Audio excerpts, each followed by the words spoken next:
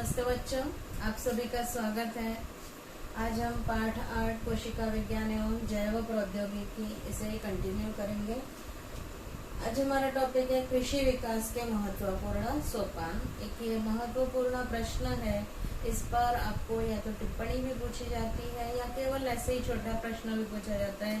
कृषि विकास के महत्वपूर्ण सोपान कौन कौन से हैं? 1 मार्क्स का भी पूछा जाता है, 2 का भी पूछा जा सकता है, या टिप्पणी अलग अलग आ सकती है। कृषि विकास के महत्वपूर्ण सोपान 3 है: हरित क्रांति, श्वेत क्रांति और नील क्रांति। अब हम देखते हैं, एक एक देखेंगे। हरित क्रांति मतलब क्या है? हरित क्रांति मतलब क्या, 20वीं सदी के प्रारंभ में ही जो है क्या हुआ कि जनसंख्या की बहुत अधिक वृद्धि हुई। जनसंख्या की वृद्धि के कारण जो है क्या हुआ, खाने पीने को भी अधिक चाहिए।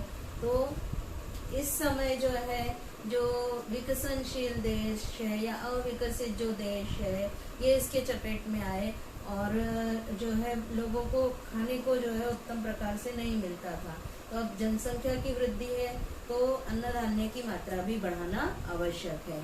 तो इसलिए कम खेत में अधिकाधिक मात्रा में फसलों को उगाने और उससे अत्यधिक मात्रा में खाद्यान्न प्राप्त करने की जो विधि है उसे ही हरित क्रांति कहते हैं। कम जगह में अधिक से अधिक फसलें उगाने और उससे अधिक खाद्यान्न प्राप्त करने की विधि को हरित क्रांति कहते हैं। गेहूं और धान की जो सुधारित छोटी प्रजातियां है, खाद है, कीटनाशक है और जल व्यवस्थापन, इसको उचित प्रकार से उपयोग किया गया तो उत्पादन में बहुत अधिक वृद्धि हुई है। ये जो क्रांति थी, हरित क्रांति, एकदम सफल हुई। इस कारण जो बढ़ी हुई जनसंख्या है ये भूखमरी से बच गई। अब विभिन्न प्रकार की जो नई प्रजातियां जो है विकसित की गई। विभिन्न प्रकार के कृषि अनुसंधान संस्थान जो है, इन्होंने जो है फसलों की नई प्रजातियां जो है विकसित की गई। इसको हम देखते हैं कि कौन कौन सी संस्थाएं हैं। यहाँ पर बच्चों देखिए, हरित क्रांति में डॉक्टर M.S. स्वामीनाथन भारत के और डॉक्टर नॉर्मन बोरलॉग अमेरिका के, इनका योगदान जो है इसके लिए बहुत ही मूल्यवान है।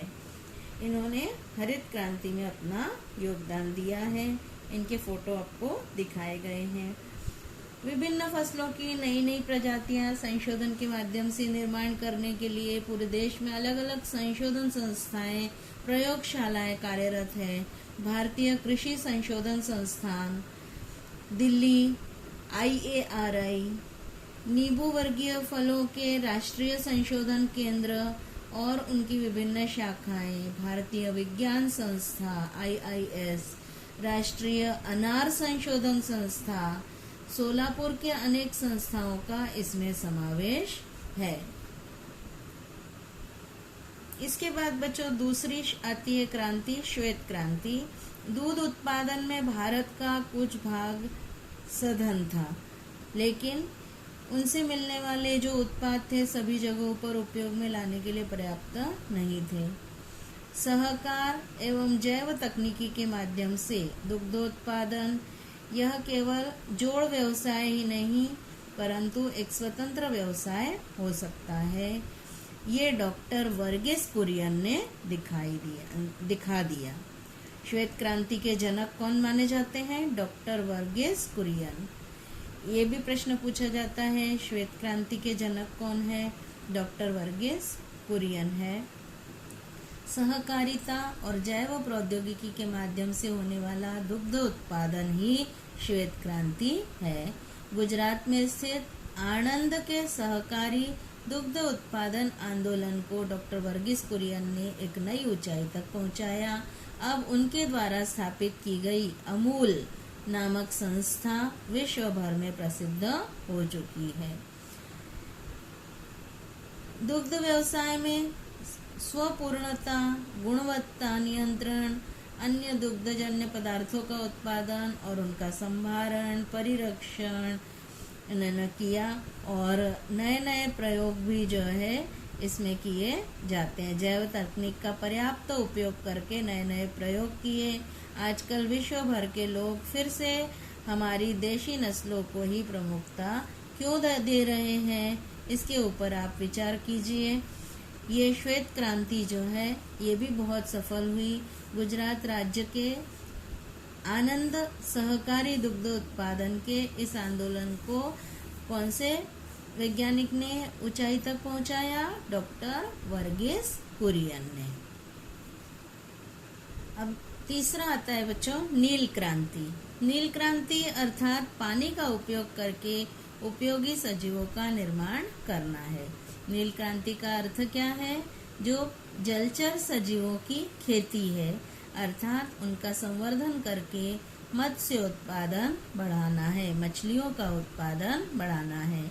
पूर्व एशियाई देशों में खेत, तालाब और उनमें बढ़ने वाली मछलियां काफी मात्रा में पाई जाती हैं, परंतु सिर्फ मछलियां, झींगे इन तक ही सीमित न रहकर अन्य प्राणी और वनस्पतियों का भी विचार हो रहा है। भारत सरकार ने नील क्रांति मिशन 2016 NKM मतलब नील क्रांति मिशन 16 कार्यक्रम के अंतर्गत मत्स्य व्यवसाय को अधिक प्रोत्साहन देकर उत्पादन बढ़ाने का संकल्प लिया है। इसके लिए 50% से 100% तक सरकारी अनुदान प्राप्त हो रहा है। जो मत्स्य व्यवसाय करना चाहते हैं उनको समुद्र के खारे पानी में तथा खेत के तालाब के मीठे पानी में बहुत बड़ी मात्रा में मत्स्य खेती संभव है। रोहू, कटला जैसी मीठे पानी में रहने वाली मछलियां तथा झींगे जैसे खारे पानी के उत्पादों का बड़े पैमाने पर निर्माण किया जा रहा है। इसके बाद बच्चों आता है खाद, फर्टिलाइजर्स या खाद को उर्वरक भी कहते हैं। खेती व्यवसाय में दो प्रकार के खादों का उपयोग किया जाता है, एक जैविक होती है और दूसरी रासायनिक खाद होती है। अब जैविक खाद को प्राकृतिक खाद भी कहते हैं। जैविक खाद का उपयोग करने से मिट्टी की उर्वरता बढ़ती है, जमीन में जल धारण करने की क्षमता में भी बढ़ोतरी होती है। मृदा का जैविक अंश ह्यूमस के निर्माण से भूमि के ऊपर की स्तर का निर्माण होता है। मृदा में मतलब मिट्टी में केचुआ और फफूंदी कवक की सक्रियता से भूमि के आवश्यक घटक NPK मतलब नाइट्रोजन, फास्फोरस और पोटेशियम फसलों के लिए सरलता से उपलब्ध हो जाते हैं। अब मिट्टी विरहित खेती हाइड्रोपोनिक्स में विलेय खादों का उपयोग उचित होता है।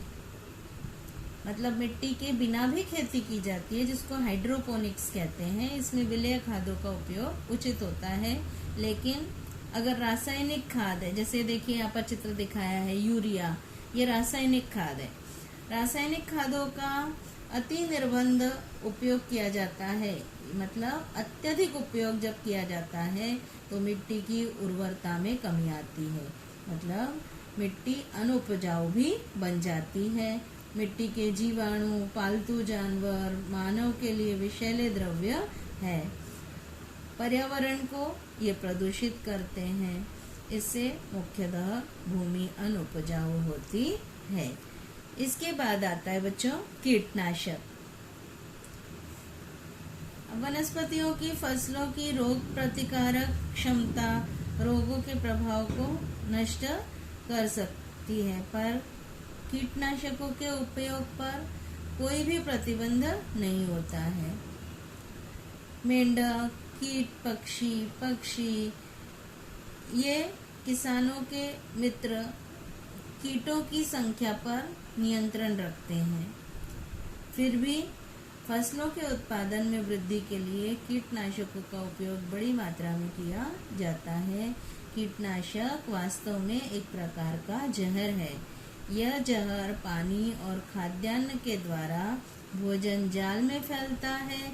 जैविक विषवृद्धि होती है, जैसे उदाहरण के लिए यहाँ पर चित्र दिया है, DDT है, मैलेथियन है, क्लोरोपाइरीफॉस है, ये बहुत सारे कीटनाशक है, ये जो घातक सिद्ध हुए हैं।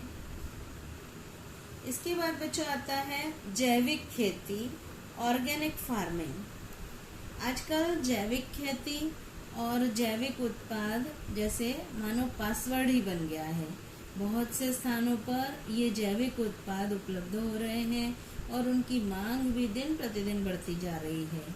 खेती करते समय हमारे यहाँ रासायनिक खादों और कीटनाशकों का अत्यधिक उपयोग हुआ है। ये विषैले रसायन होते हैं जो भोजन और पानी के माध्यम से हम मनुष्य तक पहुंच जाते हैं और इनके दुष्परिणाम मनुष्य पर भी दिखाई दे रहे हैं और पर्यावरण पर भी दिखाई दे रहे हैं। अब भूमि की उपजाऊ क्षमता और फसलों में कीटक के दुष्प्रभाव से जुड़े ऐसे कई सवाल सामने आए हैं। इन्हें नियंत्रित करने के लिए आज किसान बड़ी मात्रा में जैविक खेती की ओर मुड़ने लगा है। अब ये रासायनिक खाद है, कीटनाशक है, इनका जो है मनुष्य पर जो दुष्परिणाम दिखाई दे रहा है, पर्यावरण पर जो है इसका दुष्परिणाम दिखाई दे रहा है। इन सब बातों को नियंत्रित करने के लिए जैविक खेती की ओर किसान बड़ी मात्रा में मुड़ा है। इसमें मुख्य रूप से रासायनिक खादों और कीटनाशकों पर पूर्ण तरह से प्रतिबंध लगा दिया जाता है और कसदार देशी नस्लों के उपयोग से प्राकृतिक समतोल रखकर पर्यावरण पूरक खेती की हुई दिखाई देती है। मतलब जो पर्यावरण के लिए लाभदायक खेती है, ऐसी खेती जो है की जा रही है। इसमें कीटनाशकों का बिल्कुल भी उपयोग नहीं किया जाता है, रासायनिक खादों का बिल्कुल उपयोग नहीं किया जाता है। ये निश्चित ही एक स्वागतशील कदम है। इसके बाद बच्चों आता है मधुमक्खी का पालन या मधुमक्खी पालन, जिसे एपीकल्चर भी कहते हैं। आपने मधुमक्खियों के छत्ते देखे होंगे। ऐसे छत्तों को निकालने की बहुत ही गलत विधि होती है, अर्थात मधुमक्खियों को जलती मशालों का धुआं करके भगाना और बाद में छत्ते के टुकड़े करके उससे निकालना। इस विधि से छत्ते नष्ट हो जाते हैं, परंतु बड़ी मात्रा में मधुमक्खियां भी मर जाती हैं। इसलिए बच्चों, कृत्रिम मधुमक्खियों के छत्ते या पेटी यहाँ दिखाई दे रहा है।